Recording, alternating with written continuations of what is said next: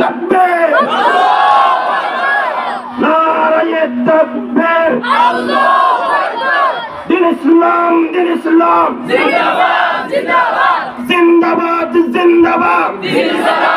ইসলাম জিন্দাবাদ জিন্দাবাদ দিন ইসলাম উলামায়ে আরকান জিন্দাবাদ তুলাবায়ে আরকান জিন্দাবাদ নারায়ে তাকবীর আল্লাহু আকবার নূরা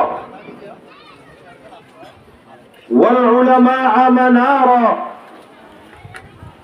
والذين بذلوا في جهودهم والدين مصباحا لمن اهتدى والصلاة والسلام على سيد الأنبياء وإمام الأتقياء محمد بن عبد الله خاتم الأنبياء وعلى آله وأصحابه أولي النهى والتقى أيها الحضور الكرام وأيها العلماء الفضلاء وأيها الطلاب النجباء إن الكلمة لها سحر وإن البيان له بهاء وإن الحق له سلطان وما اجتمعنا اليوم في هذا المؤتمر المبارك إلا لتعظم الحق ونعلي كلمة الله ولندافع عن حرمة ديننا ومشايخنا أيها الإخوة الأعزاء إنه مما يدمي القلب ويؤلم النفس أن نسمع بأذنينا ونرى بعيوننا من يتجرى على ساداتنا العلماء ويتكلم فيهم بغير حق وهم ورب الكعبة مصابيح الدجى ومنابع الهدى وورثة الأنبياء أما بعد فقد قال الله عز وجل أعوذ بالله من الشيطان الرجيم ولقد وصينا الذين أوتوا الكتاب من قبلكم وإياكم أن اتقوا الله إلى آخر الآية وقال صاحب القرآن صلى الله عليه وسلم إنما العلماء ورثة الأنبياء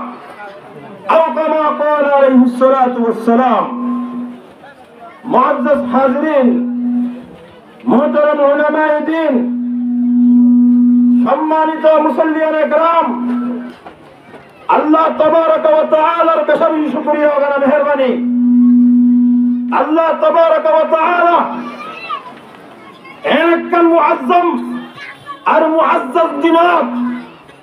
এন্দিল্লাহ গো মুআজ্জাজ মজলিসের মাঝে আয়াতে অনাটিকে গুনাহগারে আল্লাহ তৌফিক দিয়ে শাহাসিয়ত দ্বারা মুক্তি একজনে নিজের অন্তরের অন্তঃস্থলের ভিতর বড় অবস্থায় কালিমাতুশ শুকর আদায় করি আলহামদুলিল্লাহ আর মানুষ বেশি হওয়ার বাবজুদ অবস্থাম আলহামদুলিল্লাহ আওয়াজিবা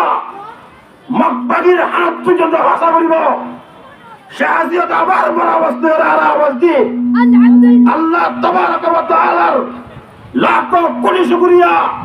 যে মহান রব্বুল আলামিনে এন্দিল্লাহ শখসিয়াত করার সামনে রাখি ওরে এন্দিল্লাহ কো মুআজ্জাজ মজলিসের মাদায়ে তোমরা আল্লাহ তৌফিক দিয়ে শাহাসিয়ত বড় অবস্থায় ওরে কালিমাতুশ শুকর আদায় করি আলহামদুলিল্লাহ নারায়ে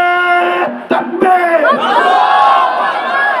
নারায়ে তাকবীর আল্লাহু আকবার দিন ইসলাম জিন্দাবাদ জিন্দাবাদ জিন্দাবাদ দিন ইসলাম জিন্দাবাদ জিন্দাবাদ দিন ইসলাম উলামায়ে আরকান জিন্দাবাদ তুলাবায়ে আরকান জিন্দাবাদ নারায়ে তাকবীর আল্লাহু সিলসিলার মাঝে আর افتتاحي تلاوة শুরু হলো والآن يتلو أمامنا تلاوة عجيبة وتلاوة مدهشة وتلاوة متأثرة من قبل الأخ الكريم القارئ المقرئ الحافظ العالمي الأخ الكريم عبد الله.